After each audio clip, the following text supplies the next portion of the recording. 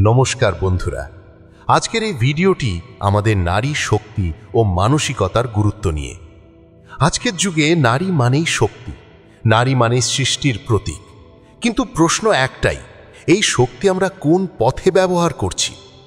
একদিকে কিছু নারী সোশ্যাল মিডিয়ায় অশ্লীলতার জোয়ার তুলছেন, অন্যদিকে আমাদের দেশের মেয়েরা বিশ্বকাপ জিতে ভারতের নাম উজ্জ্বল করছেন বিশ্বমঞ্চে। দুই নারী, কিন্তু তফাৎ শুধু চিন্তা ও মানসিকতায়। চলুন দেখি নারী শক্তি আসলে কোন পথে গেলে সমাজকে আলোকিত করে আর কোন পথে ধ্বংসের দিকে ঠেলে দেয়। আজকের এই দুই ধরনের নারী শক্তির প্রভাব কয়েকটি পয়েন্টের মাধ্যমে আপনাদের সামনে উপস্থাপন করতে চাই। তাই সময় নষ্ট না করে চলে যাচ্ছি ভিডিওতে। প্রথম পয়েন্ট, সোশ্যাল মিডিয়ার বাস্তবতা। আজকের যুগে মোবাইলের স্ক্রিনই যেন নতুন মঞ্চ।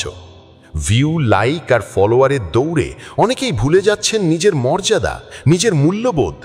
একদল নারী সোশ্যাল মিডিয়ায় ভাইরাল হওয়ার নেশায় এমন ভিডিও বানাচ্ছেন যা সমাজের চোখ নামাতে বাধ্য করছে। অল্প কিছু পয়সা আর নামের লোভে তারা প্রায় নগ্নতার পথে হাঁটছেন। নিজের দেহকেই বানিয়ে ফেলছেন পণ্যের মতো এক প্রদর্শনী।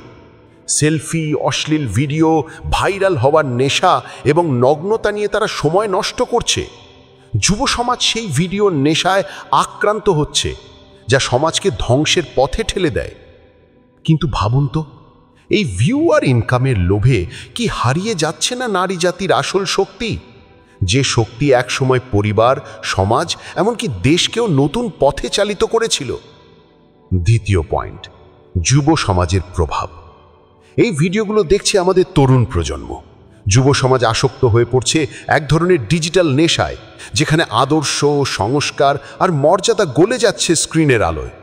ড্রাগসের মতোই আসক্তি, শুধু পার্থক্য এটা ভার্চুয়াল। এভাবে ধীরে ধীরে সমাজের ভিত নষ্ট হচ্ছে, সম্পর্কের মান হারিয়ে যাচ্ছে, আর নারী সম্পর্কে যে শ্রদ্ধা ছিল সেটাও প্রশ্নবিদ্ধ হয়ে পড়ছে। পয়েন্ট 3, অন্যদিকের নারী শক্তি। কিন্তু ঠিক এই সময়ই মাঠে ঘাম ঝরিয়ে লিখছেন ভারতের গৌরবগাথা একদল নারী, যারা কঠোর পরিশ্রম, ধৈর্য এবং অদম্য ইচ্ছাশক্তির মাধ্যমে দেশের গৌরব বৃদ্ধি করছে। আমাদের ভারতীয় মহিলা ক্রিকেট টিম সেই উদাহরণ। তাদের চোখে শুধু লক্ষ্য দেশের পতাকা উঁচু রাখা। তারা প্রমাণ করে দিয়েছেন নারী চাইলে পৃথিবীর মঞ্চেও ইতিহাস লিখতে পারে। তারা ক্রিকেটে বিশ্বকাপ জিতে নিয়েছেন। তারা বিশ্বকাপ 2025 জিতছে, ভারতের নাম বিশ্বমঞ্চে উজ্জ্বল করছে। আজ তারা ভারতের গর্ব, কোটি কোটি নারীর প্রেরণা।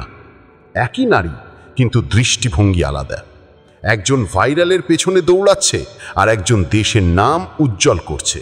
একজন নিজেকে বিক্রি করছে আর একজন নিজের ঘাম দিয়ে ইতিহাস লিখছে। তফাৎ শুধু মানসিকতায়, তফাৎ শুধু চেতনায়। আজকের ভিডিও শেষ পয়েন্ট, নারী মানে শক্তি। আমাদের সংস্কৃতিতে নারীকে বলা হয়েছে দুর্গা, লক্ষ্মী, সরস্বতী। দুর্গা, যিনি অসুর বধ করে পৃথিবীকে মুক্ত করেছেন অন্যায়ের হাত থেকে। তাহলে আজকের প্রতিটি নারীও এক একজন দুর্গা হতে পারেন। শুধু দরকার চেতনা, আত্মসম্মান আর শুভ বুদ্ধির জাগরণ। নারী মানে কেবল সাজগোজ নয়, নারী মানে সৃষ্টির শক্তি। নারী মানে মা, বোন, নেতা, ক্রীড়াবিদ, বিজ্ঞানী, শিল্পী। আর যখন এই নারী নিজের মনের শক্তিকে চিনে নেয়, তখন সমাজে অন্ধকার টিকতে পারে না। সবশেষে বলবো, দুর্গা শুধু মূর্তি নয়, দুর্গা এক মানসিকতা। যে মেয়েটি নিজের আত্মসম্মানকে রক্ষা করে, যে নারী সমাজে ইতিবাচক পরিবর্তন আনে, সেই নারী আসল শক্তির প্রতীক। আজ দরকার নয় ভাইরাল হওয়ার নেশা, আজ দরকার নিজের ভেতরের শক্তিকে জাগিয়ে তোলার নেশা। কারণ যখন নারী জাগে, তখন সমাজ জাগে, দেশ জাগে, পৃথিবী আলোকিত হয়।